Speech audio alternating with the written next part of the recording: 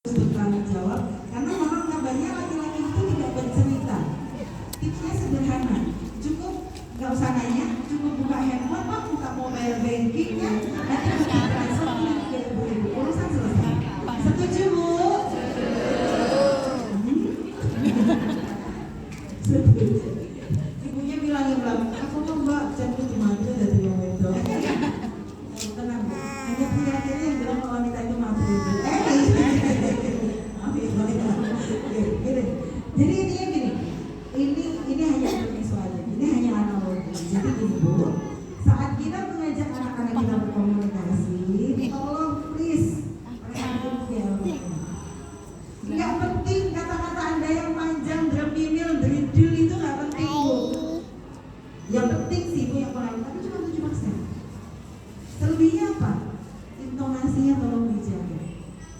Nah, intonasi bicara kita itu punya pengaruh di 38%. Dan yang harus dijaga lagi please bu, yang kemarin masih suka cemberut, jadam, apa lagi sih istilahnya? Jabrut, cemberut, jetrut gitu ya pak.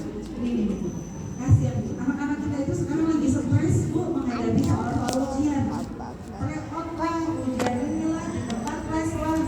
Jangan sampai mereka mulai itu stres dari ekspresi kita ya, punya kemampuan visual 55% mempengaruhi kita mereka. Oke? Ya Allah, wes mantap anaknya dikasih. Sama jenis itu lagi. Oke? Gaya komunikasinya yuk mulai kita rubah biar apa? Biar anak-anak kita tenang dulu. Mood bosannya itu sedikit. Dan kalau setiap bapak ibu ini udah dominan banget 55%, ini akan pengaruh bu di suara anda, vokal anda, itu akan jadi smiling voice, suara yang seolah-olah ibu bapak ini mendikau seolah-olah sambil senyum. Itu kayaknya aku seneng banget bu kalau berdua, ya. Dan terakhir kata-kata, pokoknya gitu ya kata-kata positif aja. Permainan kata-kata ini sederhana tapi juga punya pengaruh. Tolong hindari kata-kata negatif. Sekarang saya tanya, ketika saya matur, bapak ibu tolong anda tidak memikirkan gajah. Tidak belum muncul banyak gajah yang bilang ya, ya kan? Kenapa? Karena ketika diminta untuk negatif, maka biasanya cenderung otak kita itu akan memikirkan itu. Tolong jangan pikirkan sego kucing. Nah, gimana? Nggak lagi sego kucing?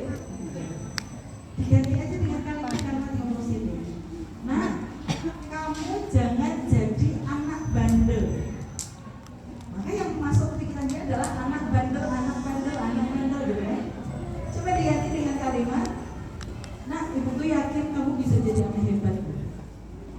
Ya kan? Karena jangan jadi anak bandel, coba diganti dengan jadilah anak yang nah, kok josok bolos kok? Bolos. Nah, dok, naik sekolah, pergi kau, gitu ya. Jangan nyontek, maka dia berpikirnya adalah nyontek, diganti dengan kamu bisa melewati jalan sendiri ya. Ya bu, pemilihan kata yang positif. Kata J, ada yang mau diskusi? Oh, nah ini terakhir, slide terakhir. Pak Bu, Bapak Ibu sudah mengenali gaya belajar putra putri belum? Gaya belajar putra putri kita itu ada 3 tipe Pak. Jadi jangan dipaksakan anak dengan gaya yang sama.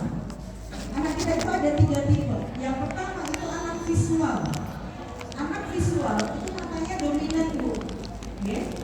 Nah ini nanti mungkin belum terlambat. Ujiannya mana sih Pak?